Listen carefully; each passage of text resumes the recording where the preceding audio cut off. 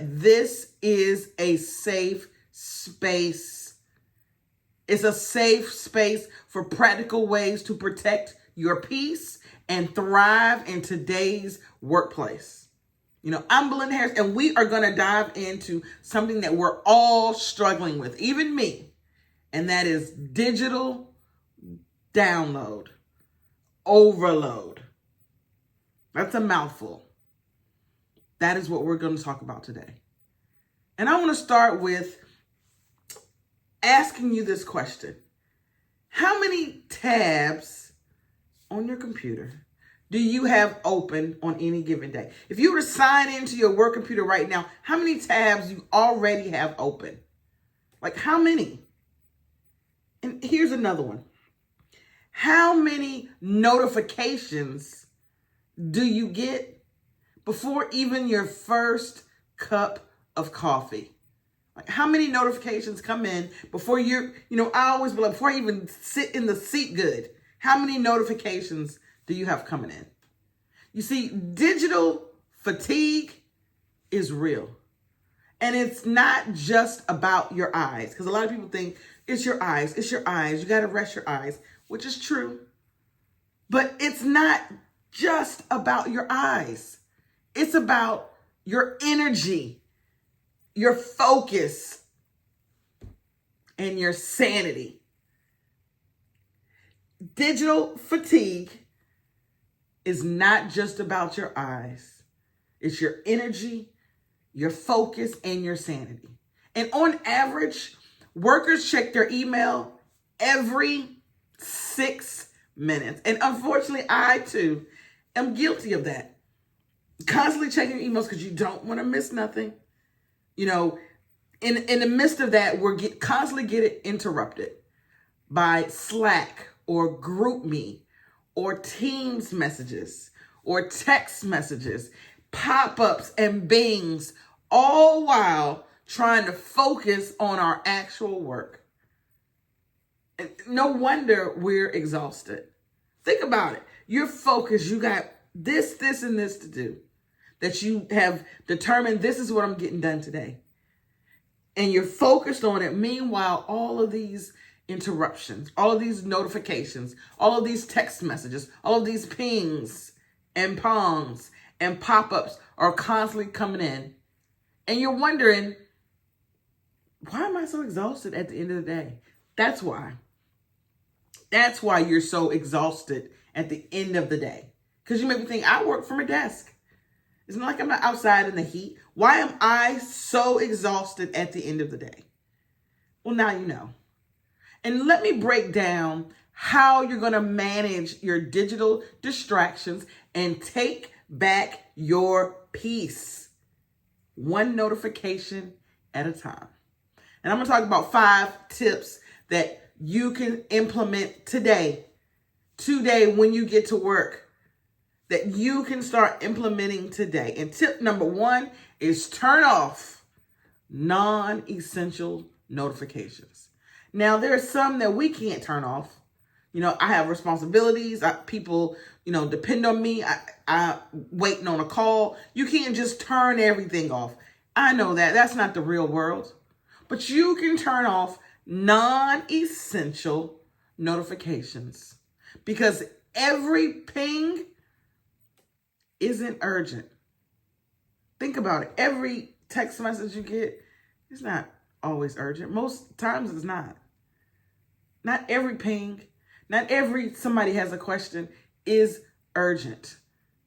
And if you audit your notifications, things like do you really need Instagram alerts during work hours? Back in COVID, when everybody and their mama was on Instagram and going live constantly, somehow I had my notifications that when people went live, it'll pop up on my phone. I quickly learned how to turn it off because I was like, who cares? Because it was like constant notifications. So I learned quickly to turn that off. But do you really need an alert during work hours? You can set your phone to do not disturb to block off times for deep work. Because if it's urgent, if someone's really trying to reach you, they'll call you. they'll call you. Digital boundaries equal mental clarity. They really do. Tip number 2 is schedule your screen time, right? Schedule your screen time. Instead of always being on, because some of us feel like I have to be on. I am guilty of that at times myself. I have to be ready. Somebody made me. I'm guilty of that. I'm guilty of reminding myself every day, all day, you don't have to be on, Belinda. I have to remind myself of that. How do you schedule your screen time, which is tip number 2? You do that by maybe checking your emails, brace yourself, 3 times a day, morning, midday, and end of the day. Some people are like, not possible. Maybe it is, and you just haven't tried it. Check your emails in the morning when you get there, midday, and at the end of the day. You can batch your responses to messages. So, for example, you can say, at 10 o'clock, I'm going to respond to all the messages that came in. You know, I do that. I set a timer, though, because it can just get carried away. And it forces me to keep moving through the messages instead of just lay on, be like, well, it forces me to keep going because I have so many messages to get through. But I batch them. So you're responding to all your text messages or you're responding to all your emails at this set window. Use time blocking so that you're not toggling all day back and forth. It's hard to get something done, to get through a project or a task that you're trying to do, and you're constantly multitasking other ways. Multitasking is not the key. A lot of people think it is. I'm a great multitasker. Then you're not great at getting a whole lot done. That's how I interpret it now. I used to be a great multitasker and can still be. And then it takes you 2 weeks, which could have been done in 2 hours, because you've multitasked all these other different things instead of saying, let me get this done. I focus on let me get this done. And I get more done than multitasking, trying to do 10 different things in one setting. So use time blocking to say, I'm going to work on this project for an hour or 30 minutes or whatever before going on to the next. You focus that. You put it on your calendar. You turn off your non-essential notifications. You let people know, you set up the boundaries. This is what I'm working on. That is self-care at work. Tip number 3 is you follow the 20-20-20 rule. Screen fatigue is a real thing. That is real. Screen fatigue, you hear that all the time. You look at your computer screen. You're looking at your phone screen. Maybe after work, you're looking at your tablet screen or your TV screen. Screens all day long. But at work, you can do this at home too, obviously. But at work, try the 20-20-20 rule, which is every 20 minutes, look at something 20 feet away for 20 seconds. So every 20 minutes, look at something 20 feet away for 20 seconds. It gives your eyes and your brain a mini vacation. Staring at the screens all day long is not it. You must give your eyes some protection. You must. And you do that by, you can follow the 20-20-20 rule. And that is not what I consider a mini break, which I talk about that, I'm going to talk about that next. But that is not what I consider your mini break. Every 20 seconds, looking 20 feet away for, every 20 minutes, looking 20 feet away for 20 seconds. I don't consider that a mini break. It should just be part of your day. I've stared at this computer for 20 minutes. Now it's time, let me look off at something else. And looking off doesn't mean look at your phone. Look away 20 feet away. Tip number 4 is replace scrolls with micro breaks. See, scrolling through TikTok isn't a break. It's more screen time. Belinda, scrolling through TikTok or Instagram isn't a break. It's more screen time. Instead, here's where those micro breaks come in. Here's what I talk about almost every live is a micro break.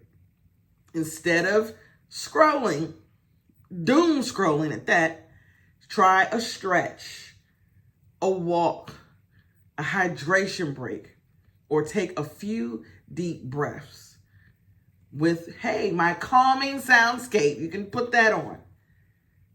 Actually do that. That's a mini break. Scrolling on your phone is not a break. And if you do stretch or walk or take a hydration break or do a few deep breaths with a calming soundscape, you'll return more refreshed than if you fell into a doom scrolling loop. Because you can take 10 minutes and then scroll as you may think your mini break. Return back to work and be like, okay, I took my break, and still feel exhausted or still feel I didn't get a break. But if you take your mini break and go for a walk, look out the window, do some stretches, drink some water, take some deep breaths, you will come back to work, back to time to get back to work, more refreshed.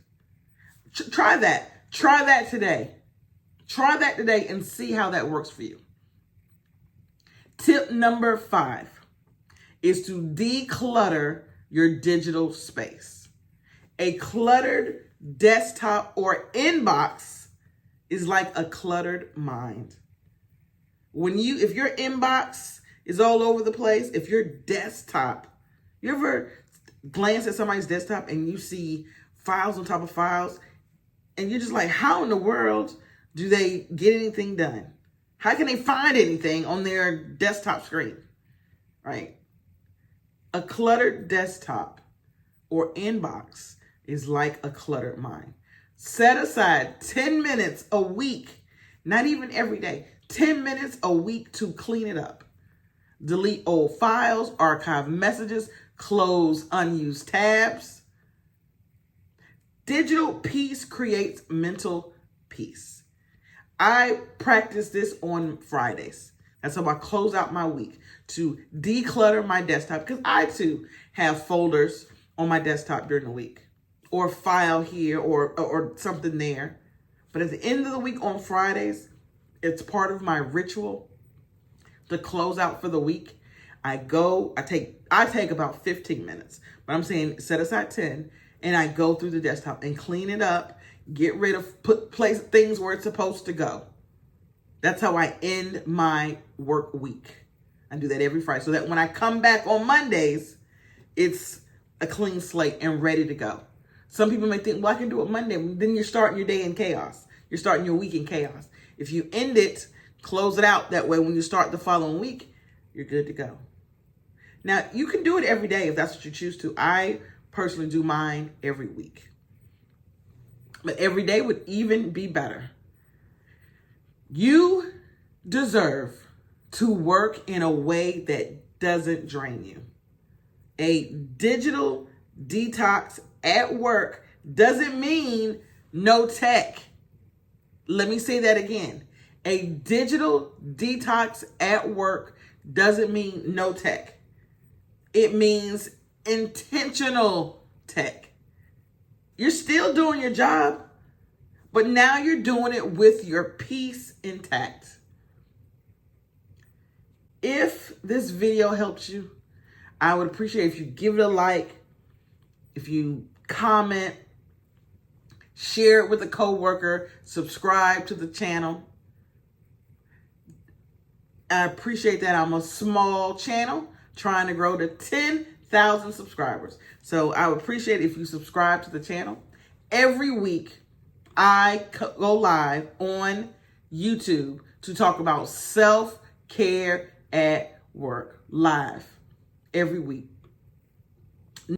You deserve peace. You deserve self-care at work because your wellness matters. I'll see you at the next video.